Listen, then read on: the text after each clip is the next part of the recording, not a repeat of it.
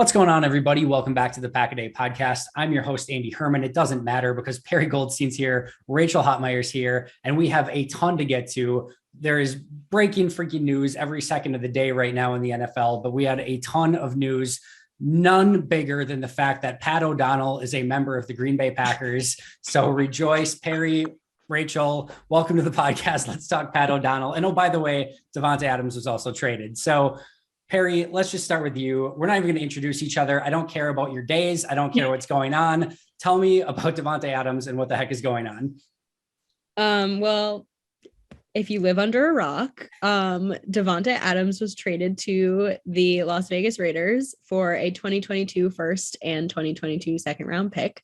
He was then subsequently given a 5-year, $141 million deal. So basically getting paid like a quarterback to go play with his best friend and college quarterback, Derek Carr. So the move is not that surprising. I also think there's been like some rumors around like buying a house. And like he's always said that if he was going to go anywhere, it would be to play with Derek. I have so many thoughts about the move, about the Packers compensation, about the timing, about the choice, like all of it. But wild. The Packers just traded the best wide receiver in the NFL away. Yeah, I mean, he did buy the house right next to Carr. And obviously when we're talking about properties this big, you probably can't even see the houses from each other's properties, but it is technically adjacent to him in Vegas. And just what a story. I mean, like I said, if you're not going to catch balls for Aaron, I guess you might as well do it for your college bestie in a state with no state income tax, warmer, and a team that's willing to put that leverage out for you right now. But with reports from Rob Domofsky saying the Packers were willing to pay that price tag for him, he was really stuck on that average value of $28 million per year. It really goes to show that clearly the situation that's now brought into the public eye has changed, and Adams was directing this move away from Green Bay.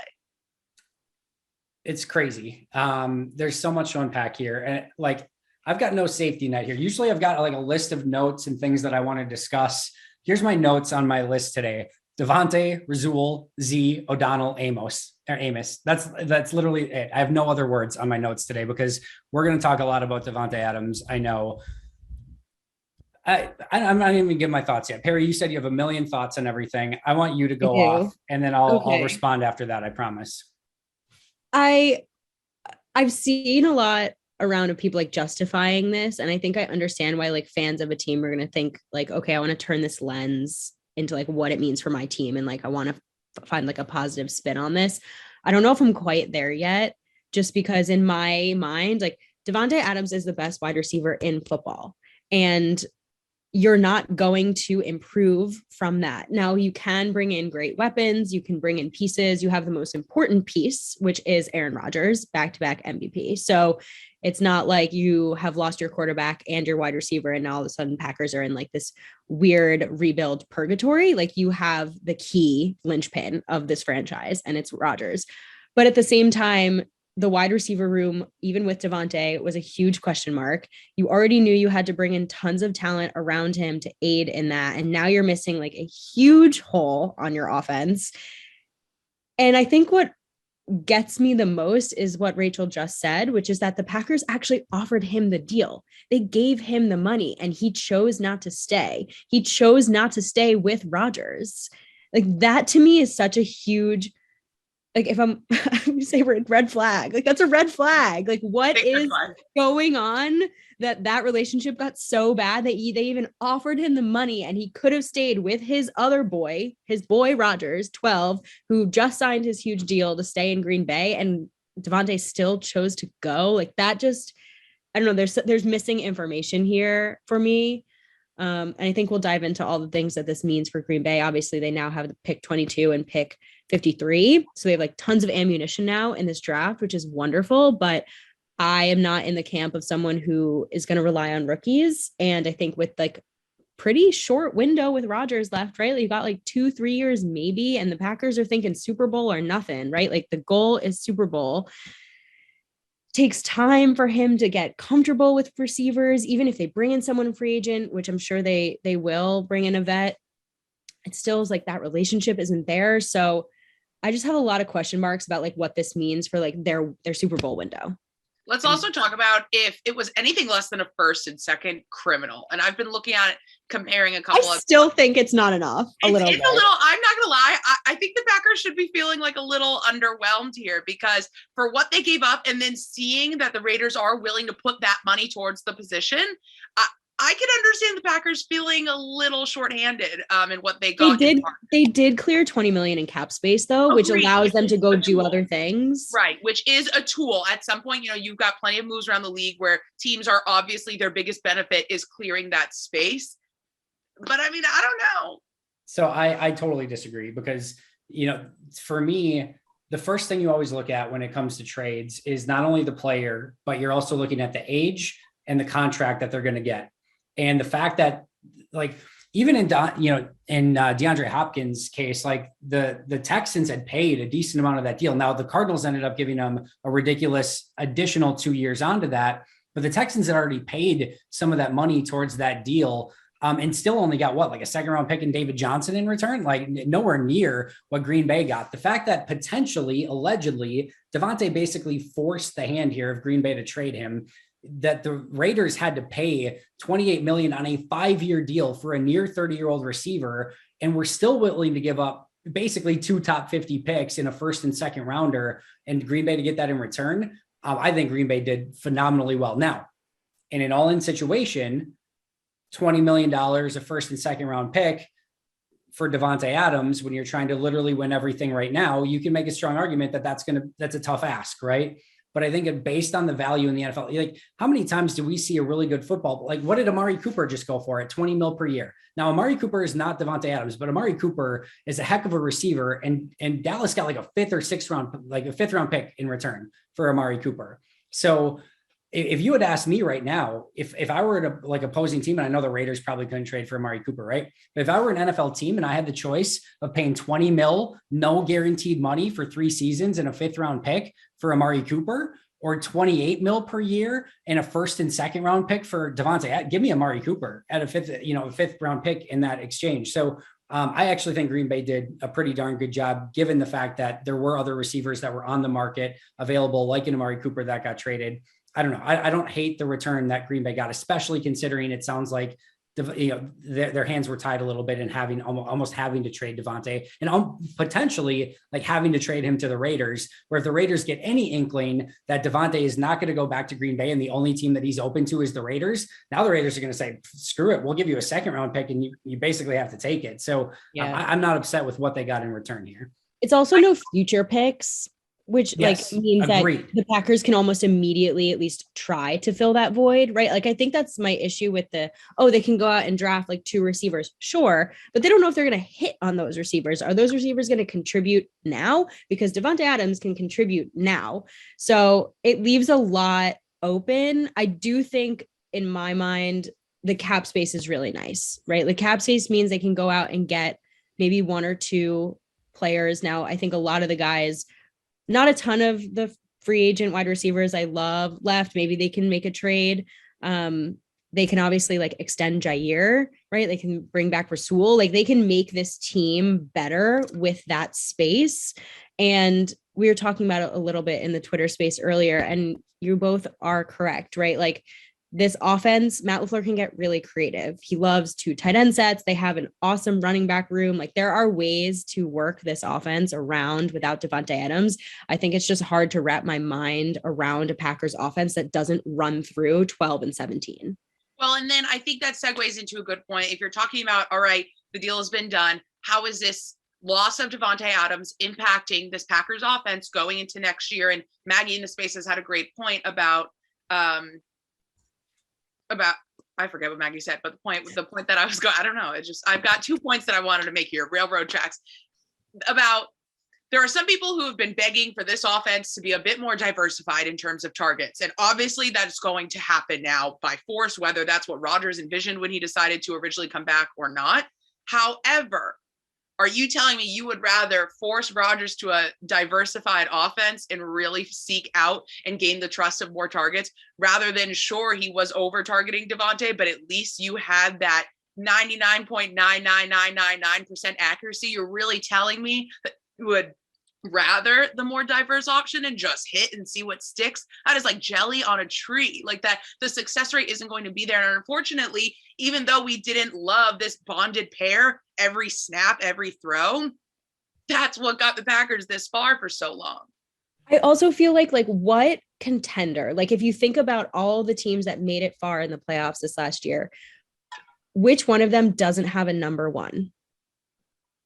None of them. I mean, not even just like a couple good guys. No, far and away number Cooper one. Kupp, Jamar Chase, like every contending team has their quarterback with their number one guy. And like, I just have a really hard time imagining that the Packers are going to fill Davante Adams' hole of that, the guy. He is the guy. He is number one, right? Like that connection is unlike anything else. They just broke records last season. Like, how are the Packers going to fill that? I just have a really hard time. And I'm the most optimistic fan in the world. So this is very, very hard for me to feel this negative, but I just have a lot of questions. I have some like blind trust and faith in the front office because obviously this franchise has been successful for decades. I've never known an unsuccessful Packers franchise in my lifetime, but I don't know. They're testing me. They're You're testing absolutely right. Like a well-balanced offense has a clear number one guy. You saw what happens in Cleveland with there's upsets that there who wanted to be the number one guy wasn't being targeted like that. A well-balanced offense requires a wide out hierarchy. I don't think Green Bay for a lot of last season was a well-balanced offense. I think it was a Davante Adams centric offense. I don't have any good jelly on a tree references here. But what I will say is I think Green Bay had the opportunity to try this formula on offense through the playoffs through the last 3 seasons where Rodgers was targeting Davante fairly specifically, and it didn't work. Now I think this offense is worse without Davante Adams. I'm not going to come here and spin it and say, yep, they're way better now in offense because Davante's gone. Like, that's just stupid, right? Like, they're, even if they bring back an MVS and bring in a veteran receiver, add a tight end, like, it's still going to be tough to replicate what Davante brings. I would, however, argue that my favorite times watching this Packers offense, when I feel like they're in the most rhythm and the biggest flow, is when Rodgers is targeting everyone, when they're going through the running game, basically when they're running their system. When Matt LaFleur's system is being executed, to me, is when this offense has truly been at its best. And I almost feel like there were 2 systems at play. There was Matt LaFleur's system, and then there was Rodgers and Adams doing just crazy Jedi stuff at the line of scrimmage, which, by the way, was freaking awesome because they did some of the most spectacular stuff that I've ever seen on a football field with literal ESP and like Rodgers literally like, you know, giving him a signal mentally and Davante being able to pick it up. Like, I'm going to miss that stuff. But I do believe that when the offense has truly been at its best is when it's been a Matt LaFleur driven, go through the running game, play action, target everyone. You don't know where this offense is coming from, and let Rodgers really be the point guard without a known destination ahead of the play by reading the defense and figuring out where he's going to be able to attack. Now, that's all great in theory, but if Davante or if Alan Lazard is jammed at the line of scrimmage and Randall Cobb's not getting open in the slot, and even if MVS is back, if he's, you know, not being able to get off of his route, or him and Rodgers continue to not always be on the same page, it doesn't really matter what's going on at the line of scrimmage, what's not going on, and what offense is being run. You have to have guys that can get the ball in their hands and make plays. And right now, Green Bay is devoid of that on offense. But I do trust Matt LaFleur and Aaron Rodgers and this overall system to be able to be effective if Brian Gutekunst can add a couple players to this offense, which I'm very much sure that he will. And as I mentioned to you guys on Twitter Spaces, Davante Adams is very much in the argument as being just my flat out favorite Packer of all time to watch play. What he was able to do to go from his rookie and his sophomore year, where he really struggled in year 2, to the just dominant alpha wide receiver in all of football, not just winning with athleticism and strength and speed, but literally being a true artist at his position, where he's really almost reinventing the way that the position is played, where guys are watching him to try to figure out how the heck did he do that? And is there any way I can even try to replicate that? And most people are just being like, Nope, I can't, like, even the fastest, the strongest, the biggest, all of them are like looking at Davante and be like, I don't know how you did. Like, Chad Johnson is still crying over watching Davante Adams routes because that's how freaking gorgeous they were. And Chad Johnson's one of the greatest route runners of all time in his own regard. Like, that's where Davante's at. So I'm going to miss that. I'm going to miss him in the locker room, covering him in any capacity. I'm going to miss watching him on tape. So this is not a situation where I'm like, oh, Davante's gone, no big deal. Green Bay's going to be fine. But I do think there's ways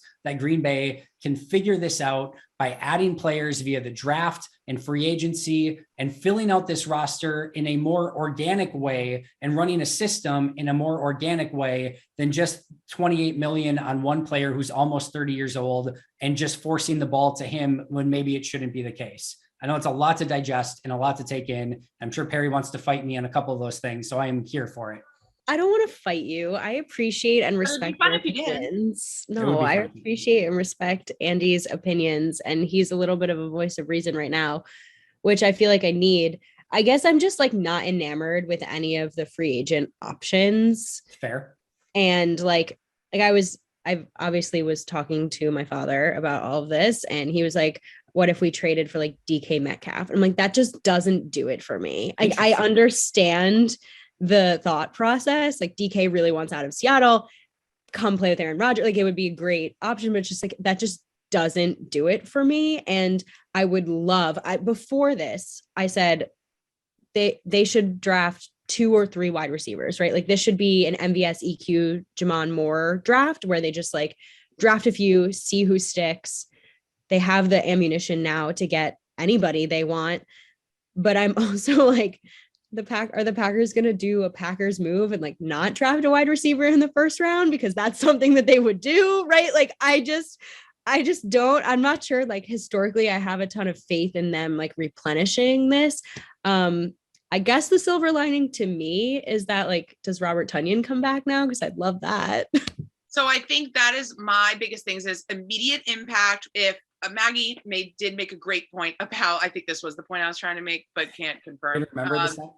About it's almost like sympathy, like compensation, like, oh, well, we're bringing back these guys you loved last year, and like, oh, we're going to use this money on keeping the band together, and trying to balance the need of pleasing fans in that way while also wanting to pursue Super Bowl, aspirations. So if they are going to use this to bring Tonyan back, I'm wicked interested in how this move specifically affects Tunyan's role and Lazard's role, because as they tendered Lazard, as we saw both of them have pretty hybrid and significant blocking roles last year, I'm interested. Obviously, the trust between both of them and Rodgers is already there. Is this when we kind of light that fire again? And the Packers want to see them in the pass catching game more. Obviously, Tonyan had been building on that last season before he was hurt, and Lazard has here or there. But again, with the receivers that were there, he had that more hybrid. He even joked about being like a blocking tight end multiple times. So is this the time when, okay, we're going to reignite the tools we have and give Rodgers that sense of stability? Is that enough?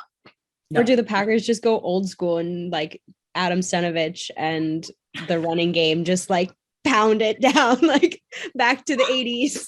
I don't think there's any souping up what they currently have on the roster, even with Tonyan. Like, Tonyan's coming off an ACL. Like, even if he's back and even if he's ready for week 1, like, that's going to take time to recover. And even then, in his first year back, he's probably a half step slower, right? Like, there's not a scenario where like Robert Tonyan just is now the guy in this offense. Alan Lazard can't be souped up. Randall Cobb can't be souped up. Even if you bring back an MVS, like, none of those guys to me can be souped up. Like, there's nothing on the roster now or any guy that they could bring back where you're like, all right, we're good to go on offense. Like, it's going to take Green Bay being creative, not from a roster management standpoint, but also in how they run this offense. But I very much think that their offensive line can be significantly better once they get Bakhtiari and Jenkins back and sort of rebuild up this offensive line to what I think it was a couple of years ago.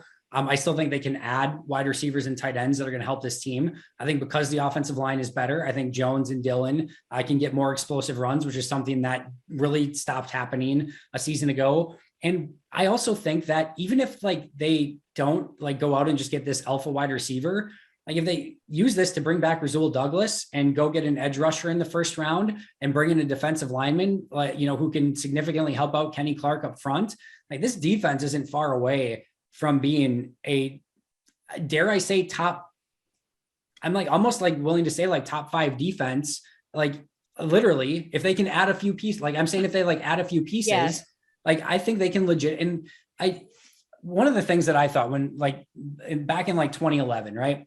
Everyone wanted to be like, go out and add all these weapons for Aaron Rodgers and everything like that. And I think that's one way that they could certainly go with this. If you could give me a top 5 defense and go out and fix anything that needs to be fixed on this defense to make it that way, and then Aaron Rodgers, Matt LaFleur, and a good offensive line on offense, I'm good. I don't need an alpha at wide receiver. I can go out and I can put up like Rodgers and that running game and that offensive line with Matt LaFleur as head coach can put up 28 points on offense without an alpha or wide receiver. I legitimately feel that way. And if they can be really Tom Brady way, a little bit at times. Well, that's why everybody now is making the jokes that people wanted these alpha receivers in New England. The second Josh McDaniels bounces, he gets Davante Adams. Yeah. Good for Josh McDaniels. I agree with you. You know what? Good for him. I agree with you. If anyone listens to Pax What She Said tomorrow or today, rather, like, I'm sorry. We recorded it before the Davante Adams news. So please ignore everything that we said, except for when we talked about the defense, because I agree, like this defense is really, really close. And if their last performance against is any indication of like the trajectory that they're on, they can be really, really dominant. And I'm excited to see what they do. And I mean, defense wins championships, right? Like that's a trope for a reason. It would certainly be a script flipped. That'd be very different, but I agree. And I mean, you fully expect too, that they'll use some draft capital, right, to invest in the defense because they need, someone to help Kenny on the line. They need probably another edge rusher. They probably have to replenish the safety position behind Amos and Savage. So there's plenty of room for improvements on both sides of the ball. It's just really easy to look at like the huge gaping hole in offense now. It is, but they are not without resources, right? They have money to spend now, 2 first-round picks, 2 second-round picks. Even if they wanted to throw Jordan Love into certain trade conversation, like they have compensation that they can give out to teams, whether it's to move up, to grab a top receiver in this draft, whether it's, to literally trade for a guy, whether it's a Tyler Lockett or a DK Metcalf or whomever else may become available. And listen, you don't know what's going to happen through the course of a season either. Odell Beckham literally became available mid-season, that just as a, veteran minimum free agent, basically. And he helped the Rams win a Super Bowl. So you don't know, what is ultimately going to transpire through the course of the season that Green Bay may be able to acquire. I do want to quickly bring up a poll that I posted on February 15th that got over 10,000 votes, 10,000 votes on this. I say, let's say the choice monetarily came back to Davante Adams or Devondre Campbell, Rasul Douglas, and MVS. Which would you rather have? And at that time, 9:41 a.m., February 15th, 56.6% of people chose MVS, Douglas, and Campbell over Davante Adams. Now, these are You're also likely putting a lot of positional variety in that like wager as well, which I think is a good comp. Absolutely. So now let's say that they use the majority of this money to go out and get Rasul Douglas and MVS back, which it sounds like, by the way, we've sort of glossed over this a little bit. It sounds like Rasul Douglas is going to be back. There's no update that I've seen on MVS, but let's say they take a chunk of that money and put it towards MVS. Not only did they get MVS, Douglas, and Campbell back, they still have more money to spend, and they got a first and second round pick as well in the process. Now, I'm not saying this is a scientific poll. I'm not saying that this is still a best case scenario, but very interesting that, again, my feed is very Packer fan focused, that 10,000 probably Packer fans chose Campbell, Douglas, and MBS over Davante just a month ago, not even considering getting a first and second round pick in the process as well. And there's a chance Green Bay could end up with all 3 of those players still. So just an interesting, thought experiment a month ago that really now may have come to actual fruition, which is very interesting. Curse you, Andy. Curse you. I know it's my fault, clearly. Very much so. Perri, your thoughts on that?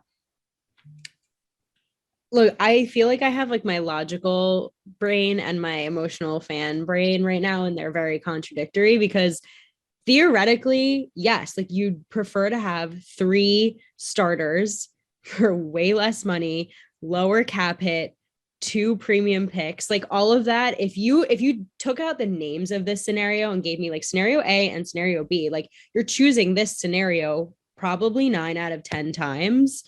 So I'm gonna just have to like I'll get over it. I do think that this like sets the Packers up in a nice way and it gives them a lot of flexibility and a lot of room. And before this happened, honestly, in my head, I was thinking, okay, so the Packers are going to run it back and then what? Make it to the divisional round again, make it to like what is going to be different about this team that is going to actually get them over that hump, because they've tried running it back a bunch of times and they haven't gotten there, and they're not going to have the cap space or any ammunition to do anything different or bring in anyone new and shake it up. And this is a big freaking shakeup, but it might be what they need. I could not agree with you more, Perri. I'm shocked Perri came to that conclusion. This has been mostly just a Packers therapy. This is therapy. Yeah. But I could not agree with you. I think you need variables in a new season. And if they ended up getting a couple last year in Rasul Douglas and Devondre Campbell that I think were rather unexpected variables that were able to push them a season ago, and it clearly was not still enough.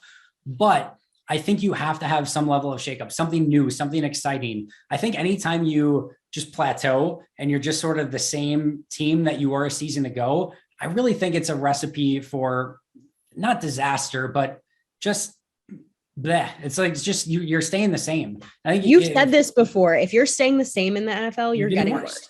Exactly. Like if you're staying the same, you're getting worse. It's you're green and growing or you're ripe and rotten. And to me, this is a team that very well could have been. I'm sorry, what? You're green and growing or you're ripe and rotten. Yeah. Children's book. Yeah, you had jelly to a tree earlier. Who are you judging right now? I'm just interested. Listen, Judgy McJudgerson. Anywho, so I think I learned another phrase today. If we want to throw that's in, a blind squirrel will always find a nun. How have you not known that before? I forget that you're that? like. Who says that? You're like 15 years old. Anyway, Andy, what were you saying? I don't even know anymore. But no, I do think that it's that was my goal to shake up the roster a little bit. And I think this does that. And again, I think they're going to add veterans to this, like, or at least a veteran, maybe an MVS, maybe a Jarvis Landry, maybe a Juju Smith-Schuster. But like, I think they're going to add somebody. Maybe that's via trade. Who knows what that ultimately ends up being. But I do not think that this is going to be the roster that is assembled as is. There will be players added. And I think that's going to shake up. And there are going to be players added to this defense. Like, listen, Green Bay has 2 firsts, 2 seconds in salary cap space right now. That is not nothing. And Brian Gutekunst with a late first last year gets Eric Stokes, with no money gets Devondre Campbell and Rasul Douglas, and Dennis Kelly. And I agree. How many times can you strike gold when you're bringing your metal detector over the sandy beach? How many times can you strike gold? I just think that the Packers are really good at draft. Like, the Packers thing is draft and develop. That's always been, and Goot comes from the tree, the Ted Thompson tree of this. Like, I think, remember what he did when they drafted Jair Alexander? He somehow turned Jair Alexander into another future first round pick. Like, the guy just kind of is good at this. And I think he gets a lot of slack, but I agree, Andy. I think my only issue is that, like, I don't know how much I love the talent in this draft, right? Like, you and I, Andy and I have talked about this a ton, right? It's it's not like this star-studded draft. They're all solid and no one's like amazing. Like, there's no like consensus first pick. There's no quarterbacks that kind of center this draft around like a group of guys. And so it feels like more of a gamble. Now, we could be totally wrong and this class could end up being wonderful, right? Like, people miss on draft picks all the time when they think they're going to be stars. It's just hard to see any of these guys being like immediate contributors. I'll put it this way, right? There's going to be 10, 15 guys from this draft that are taken from pick 21 on, where Green Bay has pick 21 or pick 22, whatever it is, that are going to be stars, and probably some of them immediately, right? It's just Green Bay's job to find it. And yes, when you make a deal like this and when Green Bay's going all in, like, there's going to be pressure on Brian Gutekunst to perform, especially when you have 2 firsts, 2 seconds, a third. You're going to have 5 top 100 picks. They're going to have 5 top 100 picks in this draft.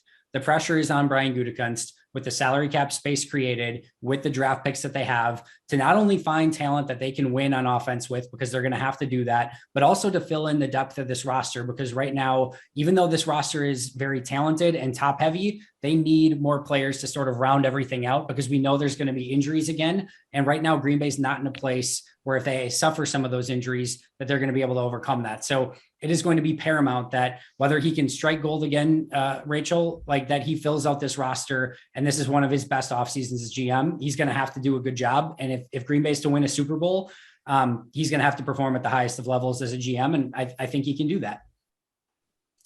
We've got a couple other things to discuss really quick before we get out of here, because, oh, by the way, it wasn't just Davante. As we mentioned, Rasul Douglas sounds like he is going to be back. Nothing official yet, but it sounds like it's trending in that direction. Za'Darius Smith, no longer a Baltimore Raven. That falls apart. He is now a free agent again. No, I do not think there's any chance in anything that he comes back to Green Bay. Pat O'Donnell is the Packers' new punter. Adrian Amos restructured his contract, and Equanimeous St. Brown is a Chicago Bear. Rachel, I will start with you. Any of those that you want to take in any direction, you go for it. I'm very curious as to what made Za'Darius's homecoming to Baltimore fall apart. Super interesting there. I wonder if it was a medical issue after his back. But just super interesting that was such a well-paired reunion on both sides. The money was great for someone rebounding from a back injury. Baltimore's in desperate need of that pass rusher again, and he's reached new heights since leaving the Ravens. So just super interested in that. The new punter is giving me Grocery Store Joe vibes. If anybody gets that, if Nick Viall is listening, he'll get that. But it really is giving me Grocery Store Joe, which is just so funny. I love that they signed Pat O'Donnell on St. Patrick's Day. Like, that's so, love that. Someone was drinking beer.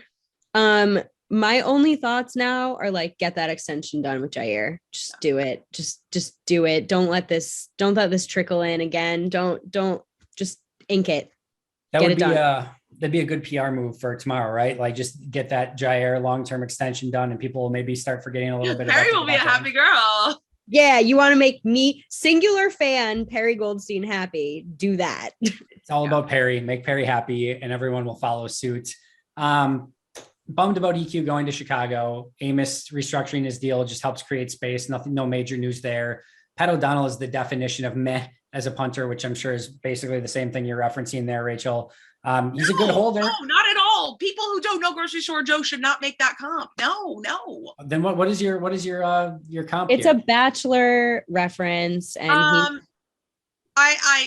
this is just purely off looks because we haven't spoken to him yet. But I mean, he looks just like this guy, Grocery Store Joe. Oh, so it's a looks related commentary. I haven't heard anything from Pat O'Donnell yet, unless there was a press conference today I missed. No, I'm just like, if you look at his punting stats, he's terrible. Stat-wise, it's nothing extraordinary, but checks definition the of meh. It's meh. It's officially meh. A negative connotation. It's all right, Packers. Fair enough. Yeah, so that's Pat O'Donnell. He has great experience holding, which I'm very excited about that, because Bojo was a nightmare in that regards. Don't really have any thoughts on Za'Darius other than this seems very Za'Darius to have this fall apart at this point. So we will see what happens from there.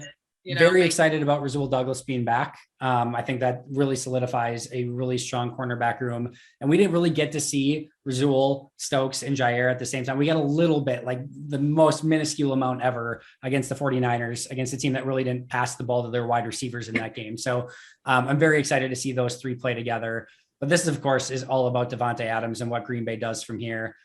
We got to get out of here. It is way past Perri's bedtime. Perri, I will start with you. Your final thoughts from another crazy day in a crazy week of Packers news. I love NFL free agency. It's insane. I don't know if any, like, it's better than reality TV. Like, there's nothing better than NFL free agency. Hi, Princess. I will come around on this. I will see like how it works for the Packers after, probably a good night's sleep and some time. I think my final thoughts are, I trust this front office. And I think that it says a lot that they looped Rodgers in. We didn't really touch on this, but like Rodgers knew this was happening before he signed his deal, right? He agreed to come back to Green Bay, even though he knew he wasn't coming back with Davante Adams. And I think that's a really, really big deal. And about both sides. it says a lot about both sides. It says a lot about the relationship. So I think they will figure it out. Princess? Rachel, final thoughts? Okay. Well, 17 was her favorite, but in this house, we support chasing your bag. So she's happy that he's getting that paycheck at his peak. That was my biggest point in the Twitter spaces. This says a lot about both sides because as Rodgers made it clear, he wants to be looped into discussions that affect his job. This is obviously something that affects his job if it's his number one target, but it also says a lot about Rodgers signing this deal that he knew Adams wouldn't be in play. It's business, and it really sucks for Packers fans to lose someone that was such a cherished on the field and off the field player. But I am very interested to see what happens with the tools they have and if the Packers are willing to kind of recoup some of their losses in a more impactful way. You guys are both the best. Thank you so much for joining me. We had a great conversation on Davante Adams. I think we're all intrigued what's going to happen. My two final thoughts on this.